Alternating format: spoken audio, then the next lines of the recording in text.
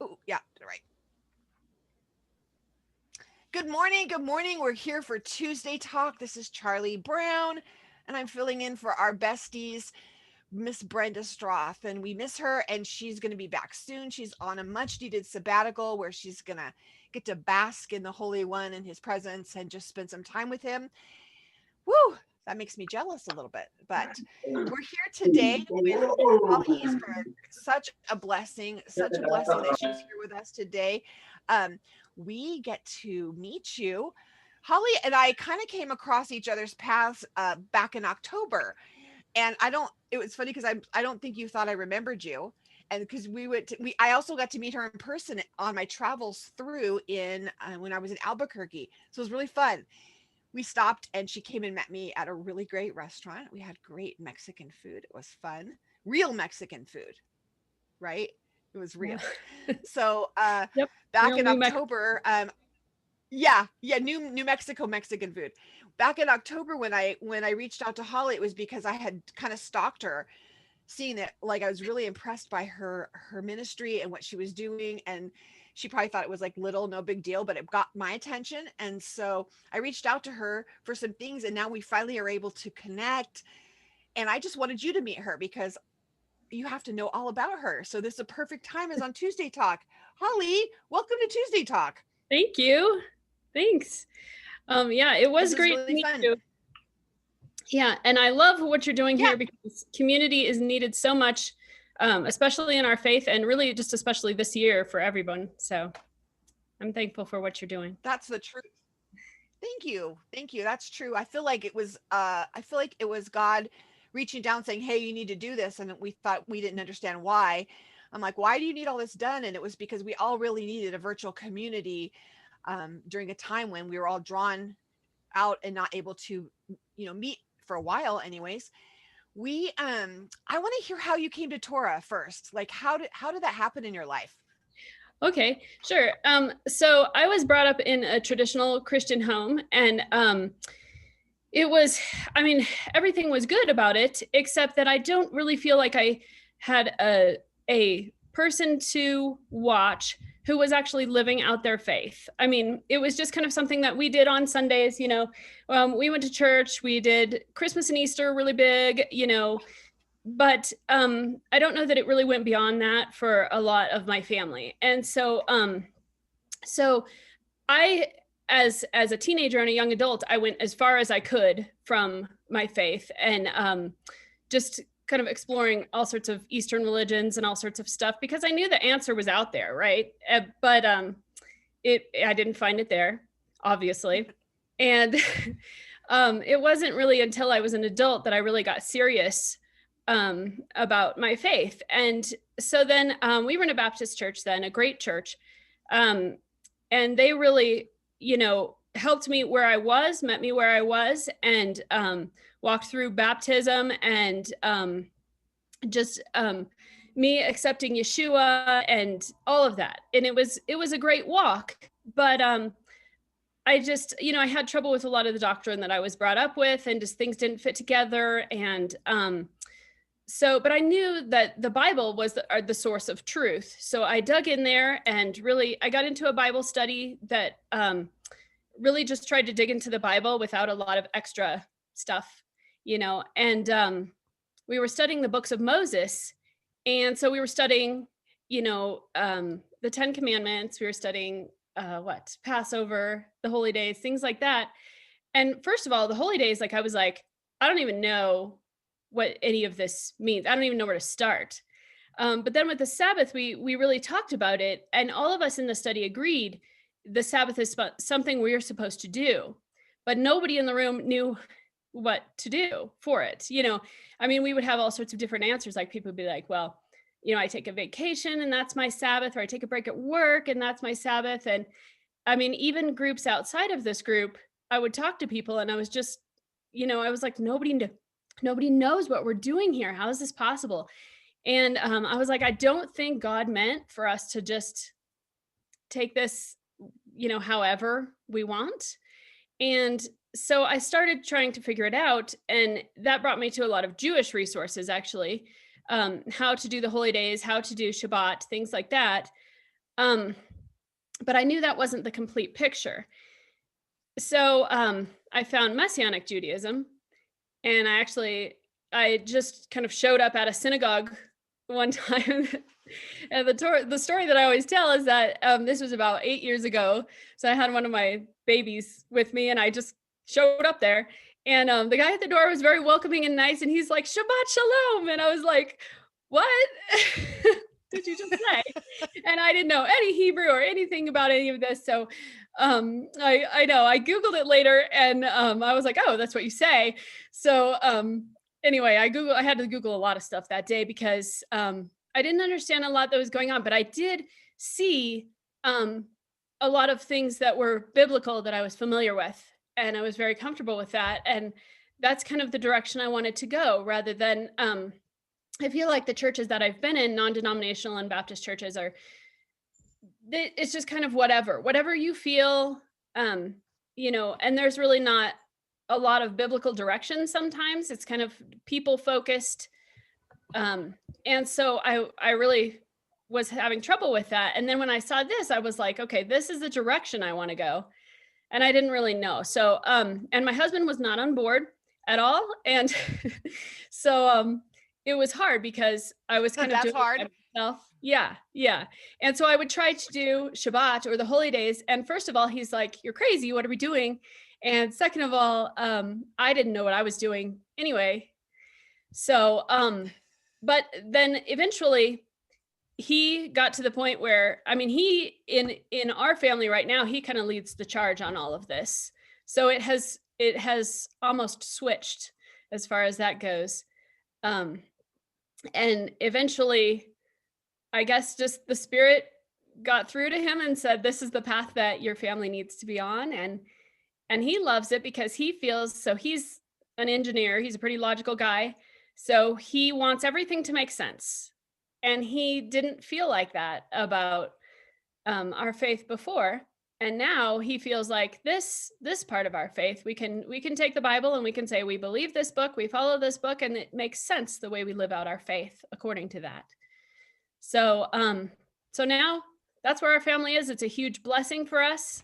Um, and we finally found a community to belong to that believes like us and that is like our family. And yeah, so that's how. That's a great story. I think it's funny that you said things didn't fit because I think a lot of us, that's where we all started. We're like, things just didn't fit.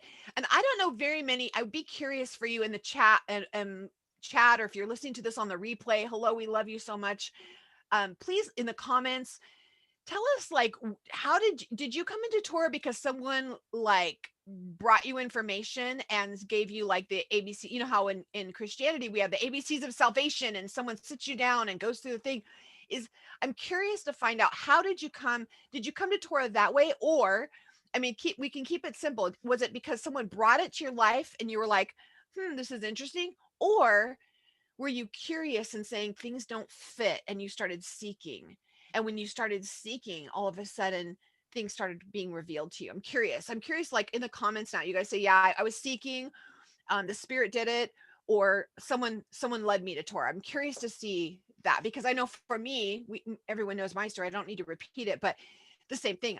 Things didn't fit. And I just said, if it's not you, I don't want it. And guess what happens, right? All of a sudden he reveals himself. And I know even from my husband, who was a non-believer, like fully, not just agnostic. Well, maybe because he was like, if there is a God, then he knows how to talk to me. And he grabbed him by the, he was like grabbed by the neck and said, okay, here you go. And really fully revealed himself. So can I say, Holly, doesn't that put an incredible amount of stress in the wastebasket, because we aren't responsible for saving everyone? Yes. Because I Yes. felt that responsibility before. I felt like I had to run around and evangelize the world and I had to do all these things. And it was like a relief came off realizing that the spirit draws, right? We get to walk it out. But I heard you say it was the spirit. I mean, the spirit drew you. Yep. True. True. And I hear from people all over the place. They write to me and they'll say, there's 189 countries. I was checking the people who come to visit my website, and they talk to me about how they are so convicted about this. They need to do their faith differently, but they don't know how. They don't know anybody who does this. They don't know anybody who believes this way. They're not surrounded by anybody. And that's just the way that I see um, that this is a spirit thing and not Yes. just, our faith doesn't, it didn't start with one person. And that what my, I don't know. Either way, it doesn't start with one person and then move out according to groups. Like one person tells another person, tells another person, tells another person. That's usually how things grow. Right. But that's not what I see. I see all over the world, the spirit is picking like you over here and you over here and you over here and having them, changing their heart and putting this thing in them that they can't get out of their mind. And then they research and they ask questions and they have to dig deeper and they have to figure it out. And that's how their faith grows. So, And you were saying that, things didn't fit. And I immediately wrote down a little note, what a good father, because a good father doesn't say, well, hope you figured that out. There you go, live your life. That's not what a good father does, right? A good father gives instructions to his son, his children. A good mother, a good father says, here's how you do things. You don't just throw them into a project and say, or life and say, here you go, no instructions. And what's happened is we've had this instruction book and it didn't make sense to us. And he didn't just throw us out there and say, hope you work it out. Hope that's all good for you. Because you were saying about this Shabbat, like people are like, I don't know how to do it. I'm just going to do it the way I do it. And nobody's really told me how to do it. And that's even in our churches. And you and I know we feel the same way. We're not like anti-church. We're not speaking bad about them. Like they're our ex-husband. That's not what we do. It's like, that's the way that the Lord chose to bring us into this faith. He chose through that path. Some of us, we didn't choose the mother we were birthed through. We didn't choose the way that we were brought into this faith. So we want to honor that, because it's in a sense kind of like a mother to us. It's the way we came in. But you said I'm going to, before we jump into your ministry, you were saying your husband wasn't on board. What do you feel like? There's a lot of women in here that are listening and that will listen later that their husbands aren't on board. Do you have a word of encouragement to them on how you walk that out? so when I first met my husband and we got married, he was actually an atheist. So and I was just a baby little Christian. So I what I would do is I would kind of nag him. I would kind of be like, you should read this, you should look at this, you should come to this church, you should whatever. And none of that worked. It was eventually just on his own. He, you know, he and God worked it out on his own. And that's the way that it should be. And that's the way it should have been. But then and so I knew that wasn't the way to do it because I saw God work then. And then, so when I got into this faith, I was like, God brought me here. I know that. And I know that in time, he will bring him if he wants him there. And if this is something I do on my own, then this is something I do on my own. And I would just try to teach my kids on my own. And he traveled a lot, so he wasn't home a lot. So that actually kind of helped. But anyway, so then he started listening to some things online and stuff, and he became really convicted about it. So I would say that that's something that you need to be in constant conversation with the Father over, but not necessarily constant conversation with your husband. I mean, it's not like something that you hide or something, but it's not up to you. And I feel like I have totally witnessed the Spirit working around the world, and he can work in your husband too. And that's really, it is between him and God. But I do hear from a lot of people who both men and women actually, who their spouse doesn't agree. And they're like, what should I do? How do I do this without my spouse? And I mean, it's a hard question to answer, but I mean, you can do the best that you can with what you have. And if it's a disruption in your household, then you have to figure out how to deal with each of those, situations. Right, and we are given instructions we're given instructions as a woman, but I do know I have come across, like you said, in some congregations. I was at a congregation in Oklahoma, and there was a specific man who was sitting there, and very strong teacher in Torah, but his wife doesn't follow Torah, and I thought, oh, That's heartbreaking. But it was being able to encourage him that not yet, not yet. Just start thanking the Father. Start thanking the Father that he's not going to keep you unequally yoked. You know that you know it is his perfect will that he walk in Torah or she walk in Torah. You know that you know that's with your children, with your spouse. You know that's his perfect will. So the word says, if I abide in him, he abides in me. Whatever I ask, it'll be given. So I abide with him. So I know what I'm allowed to ask for. Like your children know what they're allowed to ask for and that you're going to probably say yes to. You know that you know when you ask your father, hey, could this person follow Torah with me? He's not going to be like, no, you can't have that. They're not going to have that, only for you. That is not what your father is going to say. The answer is yes. It might be not now, but the answer is not no. So put that little answer, yes or not now, in the box like a little present. And every day you can wake up. Is today the day? Is today the day? And your life changes to a place of expectation. Is it going to happen now? Because you know that you know he will answer it. Might not be, it's not now maybe, but any day now. And I promise you, it's like it happens. Then all of a sudden, because it's almost like you've released people out of the cages, you change. So now you're all do instead of like, I wish you'd read, I wish you'd study. I'm doing this all by myself. Now you're that, oh, I can't wait any day now. And your countenance changes and everything changes. It's lighter. It's just none your business. Not your business to do that. And we're told, we're given instructions that we're to walk it out with grace, right? For an unbelieving husband, we're to walk it out in grace. We get to walk it out in front of them and lovingly, not, it doesn't tell us to do it throwing down orders. And now I'm going to tell you in the other way you were saying with your husband, you found what didn't work. I remember with my ex-husband, I would be like, I'd anoint tissues with oil and be like praying, put him in his shoes, put him in the pockets of all of his jackets. I mean, the walls were like oil dripping down the walls in our house from walking through the house, praying over the house and anointing the house. And I just knew it. He was going to come in and feel this. He's going to feel it and he's going to see it. And then he's going to know it. And then he's going to repent. And then, that's not how it happened. It didn't happen. He did end up coming to the Lord, but what happened was the Lord told me to let him go, And when I did, it was scary. And I cried like, if I let him go, he's going to run away. And if I don't hold tight, he's going to run away. No, it's not what happened. So I just encourage, that's a great word of encouragement. Thank you, Holly, because it is the Spirit that guides. It's a Spirit that leads us into all truth. It's a Spirit that leads us, not us.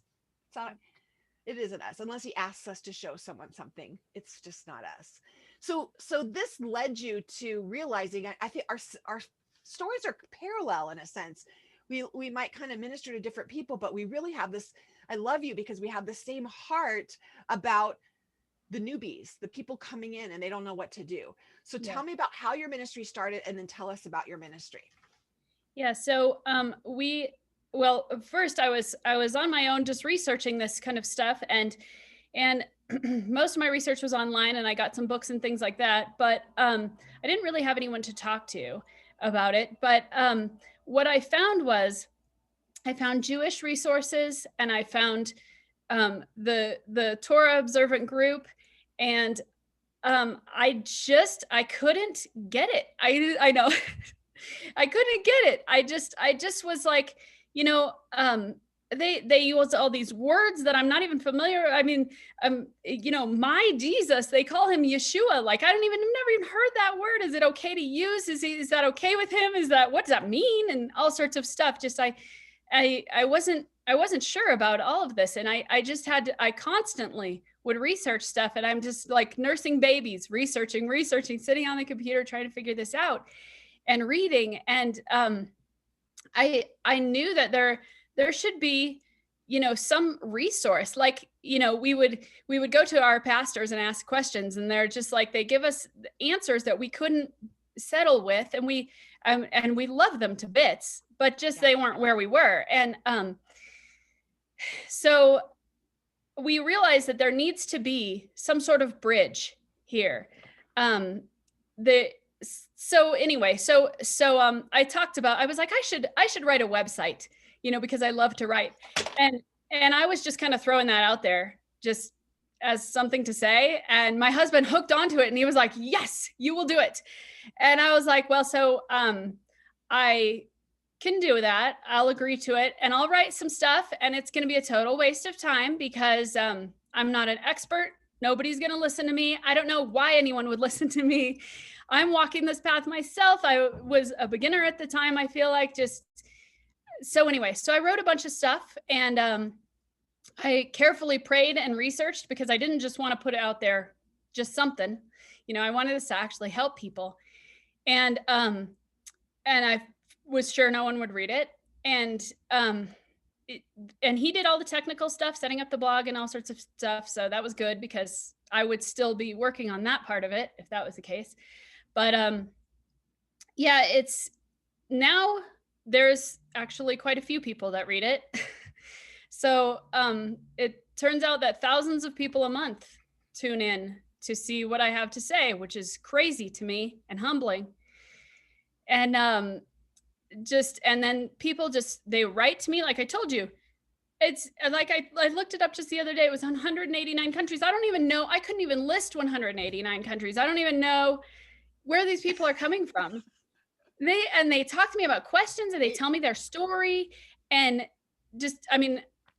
it's right where I was supposed to be. I couldn't see it totally at the beginning of it, but I'm so glad that I had also the Spirit led me through this too. This is, like I said, I wasn't an expert. I didn't really know what to say all the time, but having researched this stuff for myself and figured out a lot of answers and why you use the word Yeshua, why you say the things that you say, and so now I can explain it to other people.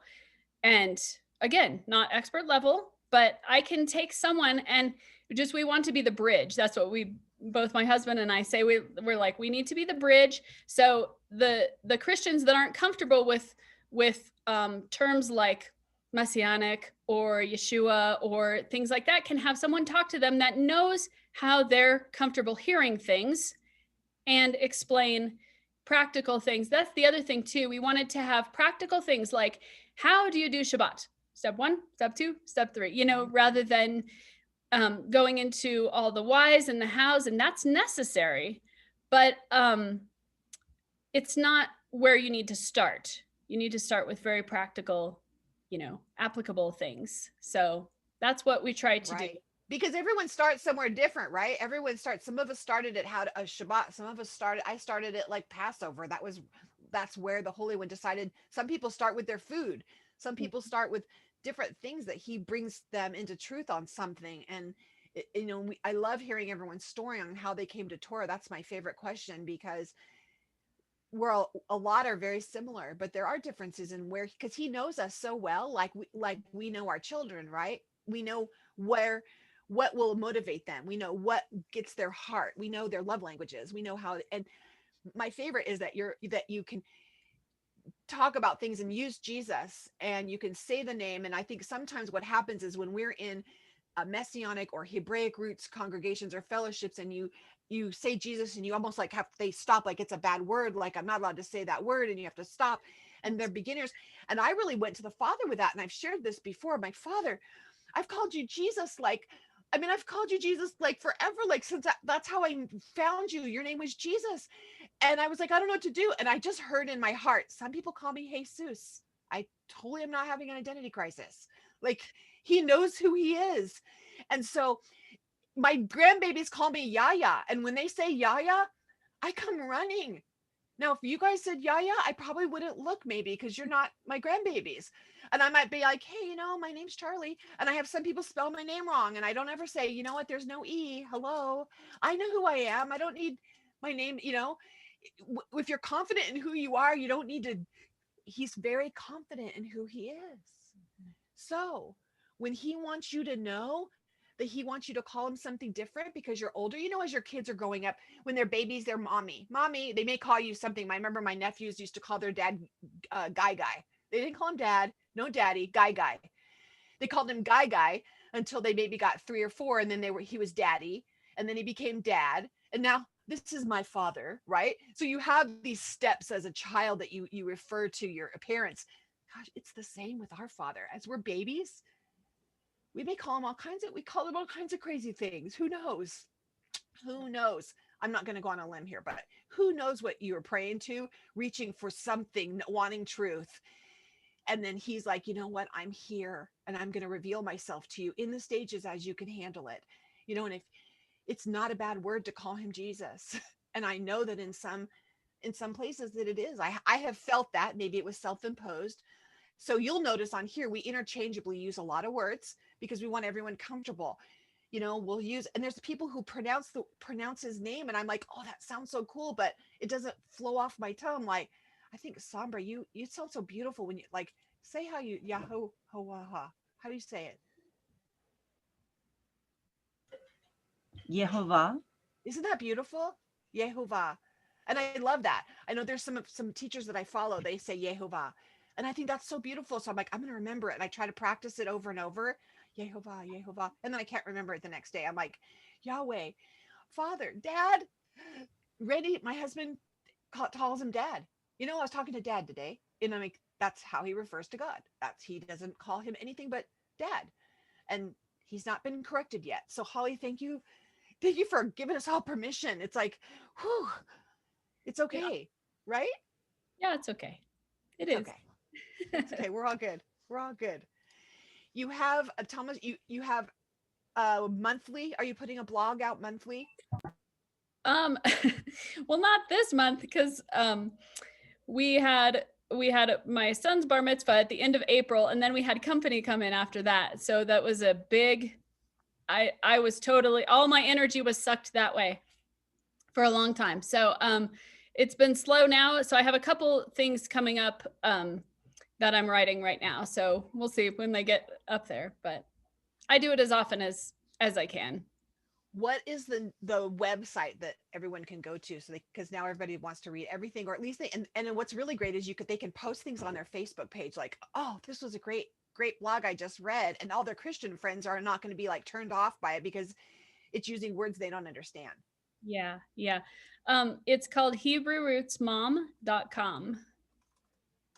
Oh, one word. I'm typing that into the chat so everyone knows it. HebrewRootsMom.com. Yeah. And I'm sure that even if there isn't anything from this month, there's so much content in there that there's so much it'll take you a long time to read it all, but it's a great place for beginners. It'd be fun for you guys to cruise through that and send it out to post it on your Facebook page, like put it out there that, oh, hey, read a great article about this. If you've ever wondered about this, here's a great article. And then, like I said, they're not going to be reading and go, oh, that's Jewish. That's her Jewish stuff. Yeah. They're going to read it and feel safe, right? Yes. I actually, yeah. The funny thing is sometimes when I use the word Jewish, if I use Jewish roots, because I've had people say, well, why do you call it Hebrew roots? I know some people have trouble with that term, and some people have trouble with Jewish roots, and some people have trouble with, whatever. But my audience is for Christians in traditional Christianity. So that's, the word Jewish, actually, they do sometimes have a lot of problems with, and I get a lot of negative feedback as far as that goes. So I often have to talk to people and be like, here's where I'm coming from when I say that, and what, just, they're not there. And so, yeah, so it's there's not a lot of, there's an explanation of some Jewish traditions for sure, but it's hopefully friendly to your Christian friends. I know that you and I had that conversation because we were talking about something, and I struggle a lot with our copy, like with this stuff that we write, and we're reviewing it all the time, and it's always changing because we're trying to look at it from the lens of a beginner, and it's not identifying. So you'll notice we've changed maybe something that said Jewish to Hebraic, or the only time I was teasing someone the other day, or not teasing, but I was explaining, they're like, oh, what do you do? And I've had to come up with my little elevator speech, right? Like you and I talked about this, like, what do you tell people? What do I do? It's like, I run a community of women and we're learning the Jewishness of Jesus. And that was just that's when I use the word Jewish, I'll be at the Jewishness of Jesus. So we're learning that. And it's kind of fun. Holly, don't you find that Christians are super fascinated with Jewish things? They're very fascinated. They don't want to be indoctrinated, but they're fascinated. If you go somewhere, they're like, "Oh, are you Jewish?" I'm like, well, I won't tell you what I used to say. I used to say something like, I'll tell you now. I have to say it out loud. I used to say enough for Hitler, and that's really horrible. Please forgive me. I had to stop saying that because I realized how, I know, Misty, I know. I used to say it. I said that because I had a man sitting in a doctor's office, and we were sitting there, and he was looking at my granddaughter. She has blonde hair and green eyes, and she's like, "Whoa, isn't she beautiful?" And he said, he made the comment about how Aryan she was, and how it was going on and on about how she wouldn't have to have worried about any. He's very old. He probably had dementia, and he was very inappropriate saying what I just said. Like, well, enough for. So that's when I said that to him was, well, she's actually black enough and Jewish enough for Hitler. So we wouldn't have survived if that. And so he was like, he was offended. We were offended. It was like, well, Charlie, keep your mouth shut. That's just, never say that again. So now when I go into someone, they say, "Are you Jewish?" I'm like, 1%. I'm a 1%er. I'm 1%. And they're like, "Oh, really?" And it's like so crazy if you tell someone you're Jewish, because sometimes it's easier, right? When you're trying to tell them what you're eating or what you don't eat, you just say, "Oh, I'm Jewish," because it's sometimes the simple answer. And then they're fascinated. But then if you go into this, I'm Hebraic roots or I'm Messianic, then they're confused and they're like, "The Masonic Lodge? What? Yeah, my dad was a Mason. He was Freemason. Yeah, he did that." So you have to be really careful talking to people about what you say. So don't say what I said in the doctor's office about Hitler. Never say that. That was horrible. And y'all know my mouth is my blessing and my curse. But if you can tell people like, I'm following the Jewishness of Jesus, and that they are fascinated by that, and it doesn't turn them off. What other terms have you found that are really easy as you're talking to your friends or your followers that are good for them? That, well, I mean, to call Jesus Jesus, because I mean, just, it's like, that's, again, that was something that I was like, I mean, just changing his name right off the bat, like, I don't even know what to do with that at first, and um and so you can say things like God. You can say, I mean, if you throw a bunch of Hebrew terms in there, it's just, it's distancing, I mean, you can't explain something to somebody in terms that are a whole different language. So um so Hebrew roots works better than Messianic, because a lot of times they're like, well, so I know who the Messiah is, and they might know what Messianic Jews are, but if you're like, well, I'm Messianic, then they're like, well, okay, so then you're Jewish too, or something. It gets really, lines get crossed there Yeah, they're too. like, "Oh, you're a completed Jew." You're like, no. Which is, so I'm a Gentile, so that's not Yeah. me. So yeah. And then they're like, wait a second, what? And then it gets off on a whole, yeah. Um, so any of the Hebrew names for the holy days are very confusing also. So if you say like Feast of Weeks, then that's understandable. If you say like Pentecost as opposed to Shavuot, so I mean, so they've never heard Shavuot before. So that's, again, another distancing thing. So you can then explain, you can say Pentecost, which, the same day is also referred to as Shavuot, and then kind of go into that maybe. But the terms, I think, that you use, the words that you use, can really turn people off who really have a heart for this kind of faith and are really searching. But it's just it puts a canyon between you. So It really does. Thank you for giving everyone permission. I see Sarita wants to jump up and down and like preach and like dance. She was like, "Yes."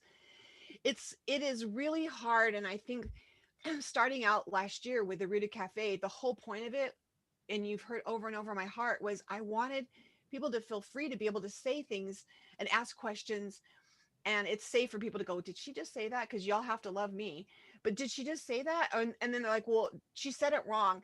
And I walked into Messianic congregations and I loved it. I loved the atmosphere, but I didn't understand it.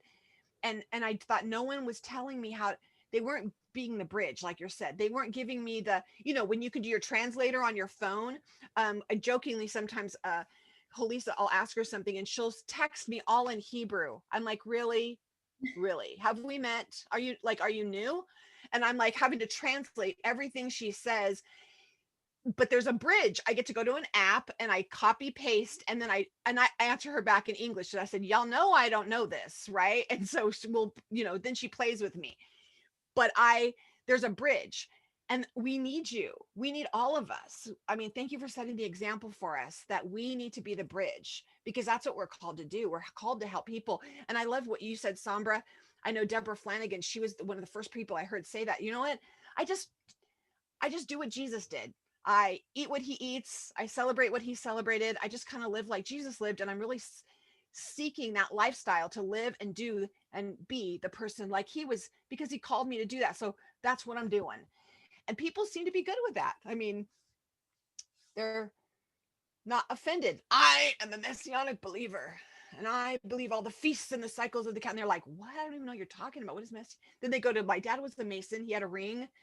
He used to show up, they they get confused. So we have changed from even using Hebrew roots, because now we're having such a mingling. So we have people who are just like been doing this for a really long time, and they're like, they don't want to be their Hebrew roots, and some are messianic, and there's this, it's like a denominational thing, which, by the way, I didn't even know that was a thing, because the fellowship I was with, there was no, we didn't we didn't have a label.